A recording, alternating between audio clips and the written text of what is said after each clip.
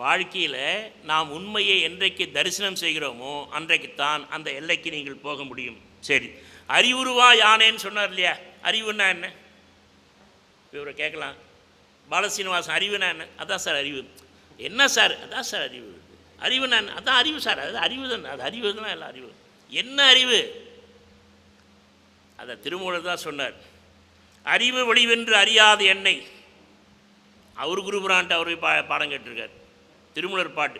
அறிவு வடிவென்று அறியாத என்னை அறிவு வடிவென்று அருள் செய்தான் நந்தி. குருபுரான் நந்தி. நந்தியம்பெருமான் அவர் குரு. 8 பேர் அவர்கிட்ட படித்தாங்க. என்மருமாமேங்கிறார். நான் எது அறிவுன்னு எனக்கு தெரியல, நான் வேறு ஏதோ என் வடிவம் சிவப்பு சட்டை வெள்ளை சட்டை மீசையெல்லாம் டை அடித்து ஃபோட்டோ போஸ்ட் கொடுக்கணும். அவர் சொன்னார், டே இது நீ இல்லை, இது ஒரு நாள் ஒன்று விட்டு போயிடும். உன் சுரூபம் அறிவு சுரூபம் உனக்குள்ளே இருக்கு பார், அதுதான் ஜோதி. அதுக்கு பேர் அறிவு, அதுக்கு பேர் ஜோதி, அதுக்கு பேர் திருவடி, அதுக்கு பேர் நமச்சிவாயம். இப்படி பல பேர். அறிவு வடிவென்று அறியாத என்னை அறிவு வடிவென்று அருள் செய்தான் நந்தி. அறிவு வடிவென்று அவன் அருளாலே அறிந்து. யார்? அந்த குருபுரான் காட்டி கொடுக்குறாரு. அவர் அருளினாலே எனக்கு இதுதான் அறிவு, என் தேகம் இதுதான், என் வடிவம் இதுதான் என்று அறிந்து அறிவு வடிவென்று அறிந்திருந்தேனே. இப்போ தான் ஆஹா, இதுக்கு ஒரு குருபுரான் தேவைப்படுது. தொட்டு காட்டாத வித்தை சுட்டு போட்டாலும் வராது. ஒரு குருபுரான் இல்லை என்றால் நாம் தான் அறிவு. நாம் இதை தானே தேகம் நினச்சிட்டுருப்போம். இந்த சட்டை நல்லா இருக்குது, நல்ல வெள்ளை சட்டை நல்லா போட்டிருக்கு, கருப்பு சட்டை சிவப்பு சட்டை, இதுக்குள்ளே ஒன்று இருக்குதுல்ல, அதுதான் நீங்கள். அந்த சொரூபம் அதுதான் உங்கள் உயிர், அதுதான் உங்கள் ஜோதி, அதுதான் உங்களுடைய அறிவு. இதெல்லாம் ஒன்று ஒன்று வள்ளலார் சொல்கிறார். அது கடைசியாக அந்த பாட்டை சொல்ல நான் மறந்துட போகிறேன். வள்ளலார் சொல்கிறார், என் கருத்து இல்லை, அவர் தான் எல்லாம் ஒன்று ஒன்று ஒன்று ஒன்று சொல்கிறார். சரி, இப்போ இந்த அறிவு தெரிஞ்சிட என்ன சார் நன்மை? இந்த உடம்பு தேகம் அழிகிற மாதிரி அந்த அறிவு பொருளும் அழிஞ்சு போகுமா? இல்லைங்கிறார். என்றைக்கும் அழியாது சாசுவதும் என்று நீ அன்று நான் உன் மகன் அளவோ. அறிவு என்னைக்கு அழியாது. திருமூலர் சொல்கிறார், அறிவுக்கு அழிவில்லை ஆக்கமும் இல்லை. அழிவு என்னைக்கு அழியாது. தேகம் அழியும். தேகத்துக்குள்ளே இருக்கிற அந்த ஜோதியாக இருக்கிற அறிவு பொருள் அழியாது. சார், திருமூலர் நம்பித்தான் ஆகணும், வள்ளலார் நம்பித்தான் ஆகணும். அறிவுக்கு அழிவில்லை ஆக்கமும் இல்லை. அறிவுக்கு அறிவல்லது ஆதாரம் இல்லை. இந்த அறிவுக்கு ஒரே ஆதாரம் அந்த அறிவே தான், பேரறிவு. ஜீவாத்மாவுக்கு எது ஆதாரம்? பரமாத்மா. அறிவுக்கு அறிவல்லது ஆதாரம் இல்லை. அறிவை அறிவே அறிகின்றது என்றிட்டு அறைகின்றன மறை ஈறுகள் தாமே. ஈறுகள் வேதங்கள் முழுமையும். அது தமிழ் வேதமோ வடமொழி வேதமோ சிக்கல் இல்லை. இப்போ நமக்கு வேதம் நீங்கள் எதெல்லாம் கருதுறீங்களோ, தமிழோ வடமொழியோ எல்லா ஞான நூலும் என்ன சொல்லுதுன்னா, இந்த அறிவை இன்னொரு அறிவு பொருள் தான் உங்களுக்கு காட்டி கொடுக்க முடியும். இந்த அறிவை இன்னொரு அறிவு தான் அறிகிறது. இந்த அறிவுக்கு அழிவில்லை ஆக்கமும் இல்லை. அது வளர்றதும் இல்லை தேயறதும் இல்லை. திருமூலர் சொல்கிறார். அப்போ நம்ம என்ன ஆகணும்? திருமூலர் சொல்கிறது நம்பித்தான் ஆகணும், நம்ம சொல்லக்கூடாது இல்லை. அப்புறம் அதோடு இன்னொன்று சொல்கிறார், இதெல்லாம் இவ்வளோ தெரிஞ்சுக்கிட்ட பிறகு நான் என்ன ஆனேங்கிறார். அவர் முதல்ல ராமலிங்கமாக இருந்தார். குருபுரான் டைம்னால் ஜோதி ராமலிங்கமானார். ஜோதி ராமலிங்கமாரி கடல் கடந்தார், கரை அடைந்தார், கதவெல்லாம் திறந்தது, உள்ளே இருக்கிற பொருள் தெரிஞ்சுது. நானே இப்போ அறிவு சொரூபம்னு தெரிஞ்சுக்கிட்டேன்றாரு. சரி, அறிவு சொரூபம்னு தெரிஞ்சுக்கிறதுனால என்ன சார் நன்மை? கற்றேன் சிற்றம்பல கல்வியே கற்றும் கருணையின்றி கருணை உற்றேன் எக்காலமும் சாகாமல் ஓங்கும் ஒளி வடிவம் பெற்றேன். அதுதான் முக்கியம். வள்ளலார் சொல்கிறார், கற்றேன் சிற்றம்பல கல்வி. சித்துன்னா அறிவு. இந்த சிற்றம்பல கல்வியை நான் கற்றுக்கொண்டு இந்த எல்லைக்கு வந்து என்ன ஆன, அதனுடைய பயன் என்ன என்றால், எக்காலமும் சாகாமல் ஓங்கும் ஒளி வடிவம் பெற்றேன். இனி எனக்கு இறப்பு கிடையாது, மரணமில்லா பெருவாழ்வு. எந்த காலத்திலே சாகாமல் எதனால் இருக்கிறாரா? ஒளி வடிவம் பெற்றேன். அதான் ஜோதி. அந்த அகத்தில் இருக்கிற அந்த ஜோதி என்கிற உயிராக இருக்கிற திருவடியாக இருக்கிற நமச்சிவாய், ஓங்கும் நமச்சிவாயத்தை நான் அறிந்து கொண்டேன். எக்காலமும் சாகாமல் இருக்கும் ஒளி வடிவம் பெற்றேன். உயர் நிலை பெற்றேன். உலகில் பிறவா நிலை பற்றேன். இனி சிவானந்த பற்றே பற்றி என பற்றினேன். இதெல்லாம் வள்ளலார் ஸ்டேட்மெண்ட். அப்போ ஸ்டெப் பை ஸ்டெப்பாக நமக்கு சொல்லிக் கொடுக்குறார் வள்ளலார். இதை புரிந்து கொண்டால் நம்ம அங்கே போகலாம். அவதான் என்ன சொல்ல வர்றார்னா, எந்த காலத்திற்கு அழிவில்லை, சாகாமல் இருக்கலாம், நித்தியமாக இருக்கலாம், ஒளி வடிவம் பெற்றிருக்கலாம். ஒளி என்றாலும் ஜோதி என்றாலும் அந்த ஜோதி சொல்லுகிற அந்த ஜோதி அருட்பெரும் ஜோதி. அருட்பெரும் ஜோதி எது? ஜோதி அருட்பெரும் ஜோதி. மாணிக்க வாசகர் அரும் பெரும் ஜோதி. இதை தாண்டி காகபுசண்டர் அறிவே ஜோதி. அறிவு தான் ஜோதி அகத்தில். உங்கள் அறிவு இப்போ இவ்வளோ தூரம் காலை எழுந்திருச்சு 5 மணிக்கு எழுந்து குளிச்சுட்டு சாமி கும்பிட்டு இவ்வளோ தூரம் வந்திருக்கிறீங்களே இங்கே 7 மணிக்குள்ளே, அந்த அறிவு உங்களை தூண்டியது இல்லவா? அதுதான் உங்களுக்கு உயிர் ஜோதி. உயிர் தீயினில் வளர்கின்ற ஜோதியே என் கண்ணம்மா. மகாகவி பாரதி. இதுக்கு 1 கோடி ரூபா தரலாம், என்கிட்ட இல்லை, இருந்தால் கொடுத்துருவேன். இது ரகசியத்தை போட்டு உடைக்கிறார். எங்கே இருக்கிறதா அந்த ஜோதி? உயிர் தீ, உயிர் தீ, உயிர் தீயினில் வளர்கின்ற ஜோதியே கண்ணம்மா. காற்றிடை, என்ன பாட்டு அது? காற்று வெளியிடை கண்ணம்மா நீ காதலை எண்ணிக்கலை. காதல்னா அன்பு. குருபுரான்ட்டு சீடன் செலுத்துவது அன்பு தான். காற்று வெளியிடை உயிர் தீயினில் வளர்கின்ற ஜோதியே என் கண்ணம்மா. சரி, இதை முதல்ல இந்த ஜோதியே, இந்த வழிபாட்டை யார் சொன்னது? ஐயா வெளியே போய் பேசுங்கய்யா. பேசுறதுக்குன்னா வெளியே போய் பேசுங்க.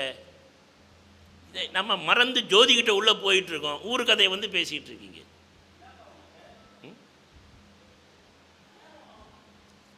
ஜோதி வழிபாடு, காயத்ரி மந்திரம் முதல்ல சொன்னவர் கிருதயுகம் எழுகமாதோ. இப்போ கலியுகம், இதுக்கு முன்னே துவாபர யுகம், அதுக்கு முன்னே திரேதா யுகம், அதுக்கு முன்னே கிருதயுகம்.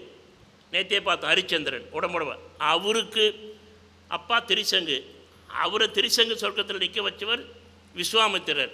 அந்த விஸ்வாமித்திரர் கொடுத்து தான் சத்திரியர் கொடுத்தா காயத்ரி மந்திரம். என்ன காயத்ரி மந்திரம் என்ன சொல்லுது? எத்தனை யுகங்களுக்கு முன்னே. அதை நான் சொல்லக்கூடாது மேடையில், ஏன்னா நம்ம சொல்கிறதுக்கு எனக்கு தகுதி இல்லை. ஓம் பூர்புவஸ்துவ, அதோட நிறுத்திக்குவோம். அந்த மந்திரம் என்ன எல்லாருமே காலையில் 108 முறை சொல்லுவாங்க பெற்றவர்கள். பூணூல் கல்யாணத்தில் அதான் பெறாங்க. என்ன சொல்லுது? யார் நம் அறிவை தூண்டுகிறார், இது வரைக்கும் நான் சொல்லி கொண்டு வந்ததெல்லாம் அப்படியே வச்சு பாருங்க. யார் நம் அறிவை தூண்டுகிறாரோ அந்த சுடற்கடவுளின் மேலான ஒளியை தியானிப்போமாக. மகாகவி பாரதி தமிழ்படுத்துகிறார் கவிதையில், பாஞ்சாலி சபத்தில். செங்கதிர் செல்வன் தேர்ந்த ஒளியினை தேர்கின்றோம், அவன் எங்கள் அறிவினை தூய அறிவினை உள்ளின்று நடத்துக. மகாகவி பாரதி. அப்போ இது காலங்காலமாக வேதத்துக்கு முன்னிருந்து உபநிஷத்துக்குள்ளேருந்து இந்த ஜோதி வழிபாடு என்பது நம்மக்கிட்ட இருக்குது. அந்த ஜோதி வழிபாடு என்பது புறத்தில், ஏன்னா 2வது படிக்கிறோம் 3வது படிக்கிறோம், சிலேட்டு பல்பத்துலேருந்து ஆரம்பித்து பேனா பென்சிலில் ஆரம்பித்து கடைசியில் கணினிக்கு போகிற மாதிரி புறத்தில் ஒரு காமிச்சு வழிபாடு செஞ்சு பாவனையை வச்சு அதிலிருந்து உள்ளே போய் அந்த ஜோதி உங்கள் அகத்துக்குள்ளே எங்கே இருக்குதுன்னு பார்த்து அந்த அகத்துக்குள்ளே இருக்கிற புருவத்தில் இருக்கிற திருச்சற்றம்பலத்தில் இருக்கிற அந்த ஜோதியாகி நீங்கள் ஜோதிராமலிங்கமாக மாறணும்னு இவ்வளோ பாடுபடுறாங்க. இப்போ இதுலேருந்து என்ன தெரியும்னா, 3 நாள் சொற்பொழில் ஜீவகாருண்யம் என்றாலும் மரணமில்லா பெருவாழ்வு என்றாலும் எல்லாம் காலங்காலமாக 5000 ஆண்டுகளாக 10,000 ஆண்டுகளாக இந்த மண்ணில் தோன்றிய எல்லா ஞானிகளும் எல்லா பெரியவர்களும் அதைத்தான் சொல்லியிருக்கிறார். அதை வள்ளலார் பட்டை தீட்டி வைரமாக்கி, இந்தா உன் சொத்து, நீ அதை பின்பற்று, நான் மட்டும் ஜோதிராமலிங்கமானா பரவாயில்ல, நீங்கள் எல்லோரும் ஜோதிராலயமாகணும். யான் பெற்ற இன்பம் பெருகை வையகம், ஊன் பற்றி நின்ற உணர்வு மந்திரம் தான் பற்ற தலைப்படுமாறே. திருமந்திரம். எவ்வளோ பெரிய ஞானி! நான் பெற்ற இன்பம் என்னோட போகக்கூடாது, எல்லாரும் பெறணும். தாய்மானவர் சொல்கிறார், எல்லா உயிரும் இன்புற்றிருக்கு நினைப்பதுவே அல்லாமல் வேறொன்று அறியேன் பராபரமே. இந்த ஞானிகள் இவ்வளோ தாய் கருணையோடு தனிப்பெரும் கருணையோடு இங்கே வந்து இவ்வளோ பாடலை பாடி இவ்வளோ கொடுத்து சொல்லிட்டு போயிருக்கிறாங்க. நாங்கள் படிக்க மாட்டோம், நம்ப மாட்டோம், பின்பற்ற மாட்டோம். அறிவுதான் ஜோதி. காயத்ரி மந்திரம் அதுதான் காகபுசண்டர். தாய்மானவர் சத்தாகியின் சித்தமிசை குடிகொண்ட அறிவான கடவுளே, அறிவான தேஜோமயானந்தமே. அறிவு தான் கடவுள், அறிவு தான் ஜோதி. அந்த அறிவேனும் ஜோதி தான் உங்களுக்குள்ள திருவடியாக இருக்குது. அதுதான் நமச்சிவாய பொருள். எல்லாம் ஒரே விஷயத்தில் வந்து நிற்கும். இதெல்லாம் வள்ளலார் சொல்கிறார், எல்லா ஞானிகளும் சொல்லியிருக்கிறார்கள். சுருக்கமாக ஒரே வரியில் சொல்லணும்னா இது வரைக்கும் நீங்கள் கவனித்து சரியாக இருக்குமானால், இப்போ நான் சரியாக கவனிச்சிங்கன்னா, நாம் வணங்குகிற எல்லா தெய்வத்தினுடைய எந்த சமயமாக இருந்தாலும் எத்தனை கடவுளாக இருந்தாலும் அது பற்றி தப்பு இல்லை. நீங்கள் வணங்குறீங்க, உருகி வணங்குறீங்க. அந்த கடவுளுடைய வடிவம் அருட்பெருஞ்சோதி. அந்த நீங்கள் வணங்குற எல்லா கடவுளுடைய வடிவம் உள்ளே போய் பார்த்தீங்கன்னா அருட்பெருஞ்சோதி.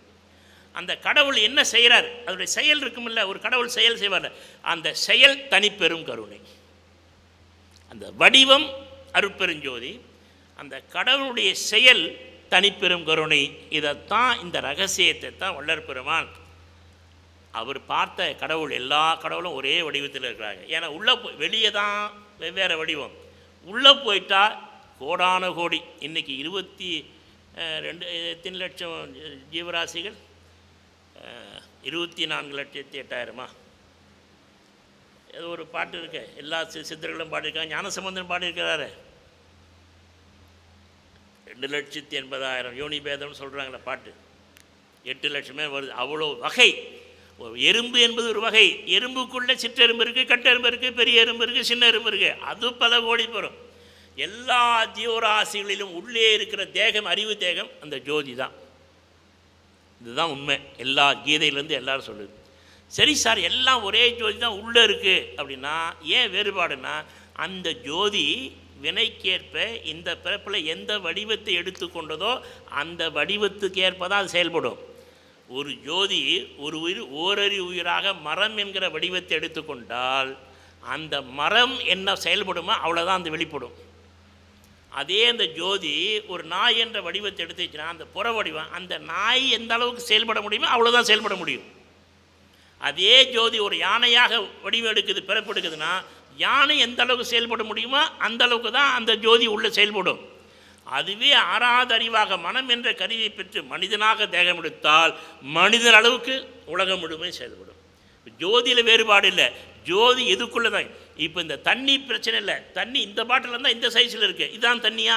இதே நீட்டு பாட்டில் வச்சா நீட்டாக இருக்கும், பெரிய கேனில் வச்சா பெரிய கேனாக இருக்கும், பெரிய அண்டாவில் வச்சா பெருசு அண்டாக இருக்கும். அப்போ தண்ணியில் தண்ணி தான் ஜோதி. அது எந்த கண்டெய்னரில் வருதோ அதுக்கேற்ப அது செயல்படும். இந்த ரகசியத்தை புரிஞ்சு, இதை சரியாக புரிஞ்சுக்கிட்டால் தான் நான் மெய்ஞானத்துக்குள்ளே போக முடியும். இல்லை என்றால் பேதம் இருந்துக்கிட்டே இருக்கும். அவர் வேறு, இவர் வேறு, அவர் நெட்டையாக இருக்கார், குட்டையாக இருக்கார், சிவப்பாக இருக்கார், கருப்பாக இருக்கார், அவர் ஒல்லியாக இருக்கார், குண்டாக இருக்கார். மெய்ஞானத்தை சரியாக புரிந்து கொண்டால் தான் உள்ளே போய் சேரும். சரி சார், அதைத்தான் வள்ளலார் திருவள்ளுவர் சொன்னார், கற்றதனால் ஆய பயனேன். இவ்வளோ படித்தோம் இல்லை, என்ன பயன்? வாலறிவன் நற்றால் தொழாரெனின். வால்னா ஒளி பொருந்திய தூய்மையான வெண்மையான கோடி சூரிய பிரகாசமாக இருக்கிற அந்த பிரம்ம பிரகாசமாக இருக்கிற அந்த வால் அறிவனை நீங்கள் தொழவில்லையானால், அந்த திருவடியை வணங்கவில்லை என்றால் என்ன பயன்? அந்த வாலறிவன் தான் அருட்பெருஞ்சோதி, அதுதான் நற்றால். அதை இந்த பிறப்பில் எப்படி நீங்கள் வணங்க வேண்டும் என்கிறார். சரி சார், நிறைவு கூறுவோம். எங்கே சார் இருக்குது? எல்லாம் சொல்லிட்டீங்க சார், எல்லாம் சொல்லிட்டீங்க. அந்த ஜோதி பொருள் எங்கே இருக்குது நாங்கள் பார்க்கணுமே உடனே. அதுக்கும் இறங்கி வந்து பெரியவங்க சொன்னாங்க. வள்ளலார் தான் ரொம்ப வெளிப்படையாக சொன்னார். அதுக்கு முன்னே திருமூலரும் சொல்லியிருக்கிறார். வள்ளலார் சொல்கிறார், கண் கழிக்க, ஏமாத்தலை, இதுக்கெல்லாம் கண்ணாடிலாம் போட வேணாம், உங்கள் 2 கண், உங்கள் உடம்பு உங்கள் கண். கண் கழிக்க புகை சிறிதும் காட்டாதே புருவ கலைநடுவே விளங்குகின்ற கற்பூர விளக்கே. அவங்க தேகத்தில் அவங்க புருவ நடுவில் 2 கண்களாலும் நீங்கள் பார்க்கும்படியாக விளக்கு எரியுது. அதான் இல்லக விளக்குது இருள் கெடுப்பது, பல்லக விளக்குது பலரும் காண்பது, நல்லக விளக்குது நமச்சிவாயம். இப்போ நல்ல கவனிங்க, விளக்குன்னு ஒன்று எரிஞ்சப்போ ஜோதி எரியுது, கிட்ட போனீங்கன்னா சுட்டுடும் இல்லை, சூடு வருது இல்லை. அப்புறம் விளக்கு எரிஞ்சால் அதில் புகை வரும்ல, மேலே அதுக்காக புகை போகிறதுக்கெலாம் வச்சுருக்குமில்ல. ஒரு விளக்கு என்றாலும் கற்பூரமாக இருந்தாலும் 2 விஷயம் இருக்குது. ஒன்று சூடு இருக்கும், தொட்டால் சுட்டுடும், தொட்டால் சுட்டு விடும் எங்கள் பஞ்சாட்சரமே. 2வது புகை வரும். ஆனால் நமக்குள்ளே இருக்கிற ஆத்ம ஜோதி இருக்கே, ஆத்ம ஜோதி ஞான தீபம், அதுக்கு வள்ளலார் சொல்கிறாரு, இது நீங்கள் பார்க்கலாம், ஆனால் அதில் சூடு இல்லை புகையும் இல்லை. இப்படி ஒரு விளக்கு ஒவ்வொருத்தர் தேகத்துலேயும் எரிஞ்சிக்கிட்டே இருக்கப்பா, ஒரு நாளாவது பார்க்க மாட்டியா? கண் கழிக்க புகை சிறிதும் காட்டாதே புருவ கலைநடுவே விளங்குகின்ற கற்பூர விளக்கே. அது சூடு இருக்குது உங்கள் உடம்புல இருக்கிற அந்த விளக்குக்கு, புகை இல்லை. அதுதான் பிரம்ம பிரகாசமாக உங்களுக்குள்ளே உங்களை இயக்குது. அது என்ன சார் சூடு? 98.4 சார், எல்லோரும் தொட்டு பாருங்கள். 98.4 கூட இருந்தால் நீங்கள் டாக்டரை பார்க்கணும், குறைச்சிருந்தாலும் டாக்டரை பார்க்கணும். உங்கள் உடம்பு இப்போ உங்களுக்குள்ளே இருக்கிற புகை சிறிதும் காட்டாதே புருவ கலைநடுவே விளங்குகின்ற கற்பூர விளக்குக்கு சூடு எவ்வளோன்னா பேராமீட்டர் 98.4. எல்லோரும் தொட்டு பார்த்துங்க, சரியாக இருந்தால் ஓகே, கூட குறைச்சிலேருந்து டாக்டர் நீங்கள் சாயங்காலம் போய் பார்த்துடுங்க. இறைவன் எவ்வளோ கருணையால் நமக்குள்ளே எல்லாத்தையும் வச்சு இவ்வளோ புட்டு இவ்வளோ தெளிவாக சொல்லியிருக்கிறார். வள்ளலார் இப்போ சொன்னதை அப்போ சொன்னார் திருமூலர் 1500 ஆண்டுகளுக்கு முன்பு. நெற்றிக்கு நேரே புருவத்து இடைவெளி உற்று உற்று பார்க்க ஒளிவிடும் மந்திரம் பற்றுக்கு பற்றாய் பரமன் இருக்குமிடம் சிற்றம்பலம் என்று நான் சேர்ந்து கொண்டேனே. அதுதான் திருச்சிற்றம்பலம். அங்கே தான் அந்த பரம்பொருள் இருக்குது. அதை நீங்கள் பயிற்சி பண்ணணும். உற்று உற்று பார்க்க ஒளிவிடும் அந்த ஜோதி. அந்த அந்த ஜோதி யார்? பற்றுக்கு பற்றாய் பரமன் இருக்குமிடம் சிற்றம்பலம் என்று நான் சேர்ந்து கொண்டேனே. ரொம்ப தெளிவாக சொல்லிட்டார். இப்போ நான் இது வரைக்கும் சொன்னதில் பல பேருக்கு மயக்கம் இருக்கும். இதை காமிச்சார், இன்மா எல்லாம் ஒன்றுனாரு, மொழிகள் வேறுபாடுனாரு, என்னென்னமோ சொல்லினுங்கிறார் சார் இவர் மேடையில். கடைசியாக ஒரு வள்ளலார் பாட்டை சொன்னால் இதெல்லாம் ஒன்றுன்னு தெரிஞ்சிடும். அந்த பாட்டை அந்த காலத்தில் பெரியவங்க அதனுடைய அருமைப்பாடு கருதி வள்ளலார் 6ஆம் திருமுறை 2:10 6ஆம் திருமுறையில் முதல் பக்கத்தில் தனியாக அந்த பாட்டை மட்டும் பிரிண்ட் பண்ணி அட்டை அதுக்கு நான் கிளாஸ்கோ பேப்பர்னு சொல்லுவாங்க அந்த காலத்தில் போட்டு அந்த ஒரு பாட்டை மட்டும் தனியாக வச்சு அதுக்கு மேலே ஒரு கண்ணாடி பேப்பரை வச்சு அழகாக பைண்ட் பண்ணி கொடுத்தாங்க. இப்போ எல்லாம் காலம் மாறி போச்சு. ஏன் பிள்ளையார் சுழி போட்டார்னு யாருக்கும் தெரியாது. வள்ளலார் எல்லா பதிகத்துக்கு மேலே ஒரு பிள்ளையார் சுழி போடுவார். அது கீழே சிவமயம்னு எழுதுவார், அது கீழே திருச்சிற்றம்பலம்னு எழுதுவார். அதுக்கப்புறம் தான் பாட்டே தொடங்கும். இன்னும் சில பதிப்புகள் அது கீழே அருட்பெருஞ்சோதி இவ்வளோ சொல்லிட்டு தான் எழுதுவார். ஏன்னா அது ரகசியம். பிள்ளையார் சுழி தான் நீங்கள், அதுதான் உங்கள் உயிர், அதுதான் உங்களுடைய ஜோதி, அதுதான் சிவமய பொருள், அதுதான் திருச்சிற்றம்பலம், அதுதான் அருட்பெருஞ்சோதி, அதுதான் செயலுக்கு வரப்போது தனிப்பெருங்கருணையாக வருது. இந்த ரகசியத்தை போட்டுவிட்டு தான் பாட்டே எழுதுகிறார். நாம் சௌரியமாக எல்லாம் எடுத்துட்டோம். ஏன்னா ரொம்ப ஆராய்ச்சி மெத்தடாலஜி, ரிசர்ச் மெத்தடாலஜி இதெல்லாம் வேணும். அவர் தான் அனுபவத்தில் தன் உயிரை பார்த்து அதை எழுதுகிறார், எழுதி வச்சுது. நான் என்ன சொல்கிறேன், அவர் போட்ட வடிவத்தை ஏன் நீங்கள் மாற்றணும்? அவர் ஐயா என்ன அனுபவத்தில் தான் சொல்கிறாரு. அதை சொல்கிறார் ஒரு பாட்டில், முக்கியமான பாட்டு. இப்போ அந்த முதல் பாட்டாக வைக்கலை. இப்போ எடுத்தோடனே 6ஆம் திருமுறை எடுத்தோடனே எல்லா புத்தகம் ஆரம்பிக்கிற மாதிரி எல்லாம் குரல் ஒன்பா போட்டுறாங்க. எல்லாம் செயல் கூடும் என்னானே அம்பலத்தே எல்லாம் வல்லான் தனையை ஏற்று. வல்லான் தனையை ஏற்றுன்னு ஒரு பாடம். இன்னொரு பாடப்பதம் வல்லான் தாளை ஏற்று, திருவடி ஏற்று. ரைட். அதுக்கப்புறம் தான் இந்த பாட்டு வருது, அன்பெனும் பிடியில். அது 3ஆவது பாட்டாக வருது. இந்த பாட்டு ரொம்ப முக்கியமான. இது வரைக்கும் நான் சொன்ன எல்லா செய்தியும் அந்த ஒரு பாட்டுக்குள்ளே அடங்கிடுது. அன்பெனும், உங்களுக்கெல்லாம் தெரிஞ்ச பாட்டு, அன்பெனும் பிடியுள். சொல்லுங்கள் சார், அப்போ தான் எல்லோரும் சொல்லு. அன்பெனும் பிடியுள், அன்பெனும் குடில் புகும், அன்பெனும் வலைக்கு உட்படு பரம்பொருளே, அன்பெனும் கரத்தில் அமர்ந்திடும் கடலே. இப்படி சொல்லிக்கிட்டே வந்து ஒரு கடைசியாக சொல்கிறார், அன்பெனும் உயிர் ஒளிர் அறிவே. வள்ளலார் அன்புனாலும் உயிர்னாலும் ஜோதினாலும் அறிவுனாலும் ஒன்று. நான் சொல்லலை. அன்பெனும் உயிர் ஒளிர் அறிவே, இந்த 4 ஒன்றுன்ட்டார். அப்போ கடவுள் எங்கே இருக்கிறாரு? அருட்பெருஞ்சோதி ஆண்டவர் கடைசி வரி போட்டார். இது 4 ஒன்று இல்லையா? அந்த அன்பு, அன்புருவாம் பரசிவமே. பரசிவன் தான் கருணையினால் சௌலிப்பியமாக நம்ம தேகத்தை எடுத்து வருது. இந்த தேகத்துக்குள்ளே அது அன்பாக இருக்குது, அறிவாக இருக்குது, ஒளியாக இருக்குது, ஜோதியாக இருக்குது, உயிராக இருக்குது. 4 ஒன்றா நீங்கள் தெரிஞ்சுக்கிட்டு பக்குவப்பட்டு விட்டால் இந்த ஜீவாத்மாவை பரமாத்மாக அன்புருவாம் பரசிவமாக இருக்கும். இந்த ஜோதி அந்த பெருஞ்சோதியோடு கலந்து விடும். இப்போ யாருக்கு என்னென்ன விருப்பமோ செஞ்சுக்கலாம். நாங்கள் தனி ஜோதியாக இருக்கிறீங்களா, இருந்துருங்க. இல்லை சார், நான் பெருஞ்சோதியாக மாறுறோமா? யாருடைய முயற்சி இது? Now the ball in your court, you can decide. நீங்கள் தான் முடிவு பண்ணணும். நாம் எங்கே ஆகணும், எங்கே போகணும், அது யார் முடிவு செய்வது? நீங்கள் தான் முடிவு செய்யணும். அவரவர் விதி வழி அவரவர் அடைய நின்றனரே நம்மாழ்வார். அதுவே சிவபோக சாரத்தில் அவரவர் விதி வழி அவரவர் வந்தனர், எவர் எவருக்கு உதவினர். அப்போ எல்லாம் உங்கள் முயற்சியில் இருக்கே. வழியை காட்ட முடியும், கை காட்டி வர வழியை காட்டும். நேராக போனீங்கன்னா கடற்கரைன்னு அவ்வளோதான் அது சொல்லும். ஆனால் அதுக்கு பதிலாக அந்த கை காட்டி மரம், வாங்க வாங்க நீங்கள் கடற்கரைக்கு போகணுமா, மெரினா பீச்சுக்கு போகணுமா, உங்கள் கையை பிடிச்சிக்கிட்டு நேராக கடற்கரைக்கு போய் உங்களை அங்கே விட்டுட்டு அது திரும்பி வந்து இங்கே நிற்காது. வழியைத்தான் காட்டும். எல்லா குருபிரான்களும் எல்லா ஞானிகளும் எல்லா அருளாளர்களும் தங்கள் பாடல்கள் என்கிற கைகாட்டி மூலம் இந்த ஞானப்பாதையை வழியை காட்டியிருக்கிறார்கள், ஞான தீபத்தை காட்டியிருக்கிறார்கள். முயற்சியோடு சென்று அடைவது நம்முடைய கைகளிலே தான் இருக்கிறது. அந்த ஜோதி நமக்குள்ளே ஆத்ம ஜோதி 3 நிலையில் இருக்குது.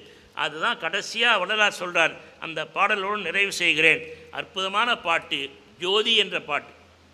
ஜோதி ஜோதி ஜோதி சுயம், ஜோதி ஜோதி ஜோதி பரம், ஜோதி ஜோதி ஜோதி அருள், ஜோதி ஜோதி ஜோதி சிவம். நமக்குள்ள உயிராக இருக்கிற அந்த சுயமாக இருக்கிறது, அது சுயம் ஜோதி. அது 3 ஜோதியாக இருக்குது, ஒன்றுக்குள்ளே மாட்டிக்கிட்டு இருக்கு. அந்த சுயமாக இருக்கிற நம்மளுடைய உயிராக இருக்கிற ஜோதி அது எதுன்னு கேட்டிங்கன்னா அதுதான் பரம், அன்புருவாம் பரசிவமே. அதுக்கப்புறம் கேட்குறாரு, அது பரமாக இருந்தால் நமக்கு என்ன சார் கவலை, நமக்கு என்ன பயன், அருட்பெருஞ்சோதி நமக்கு என்ன பயன்? அது கருணையோடு நம்மக்கிட்ட வருது. அதனால் சொல்கிறார் அருட்பெருஞ்சோதி. ஜோதி ஜோதி ஜோதி அது அருளாக இருக்குது. அதனால தான் இவ்வளோ தூரம் இயக்கத்தை நடத்துது, இவ்வளோ பேரை கூட்டி வச்சிங்க. ஏன்? அதுக்கு ஒரு கருவி வேணும். ஐயா அருட்செல்வர் என்கிற ஒருவரை பிடிச்சி அவர் உள்ளத்தில் அது போய் இப்படி நடத்துங்க. 56 ஆண்டாக நடக்குதா? 56 வருஷமாக இவ்வளோ பொருட்செலவில் இவ்வளோ பேரை கூட்டி இந்த ஞான தானத்தை செய்து கொண்டு இருக்கணும்னு ஒருத்தரை தேர்ந்தெடுக்குது, அருட்செல்வரை தேர்ந்தெடுக்குது. எவ்வளோ பேர் இருக்கிறாங்க, எவ்வளோ பெரிய உள்ளார். இப்போ அவருடைய திருமகனார் ஐயா மாணிக்கம் அவர்கள் தலைமைக்குள்ள அந்த அருட்ஜோதி புகுந்து அதை நடத்துது. இப்போ ஜோதி சுயம், அதுதான் ஜோதி தான் பரம் மேலானது, அது அருளோடு கூடியது. அதெல்லாம் என்னான்னு கேட்குறீங்களா? கடைசியாக பாட்டு முடியுது. ஜோதி ஜோதி ஜோதி சிவம். அது சிவம்தான், ஒரே பொருள், ஒன்று பொருள், நாம் அதன் மக்கள். ஒரே பொருள், பெயர் வேற, வடிவம் வேற.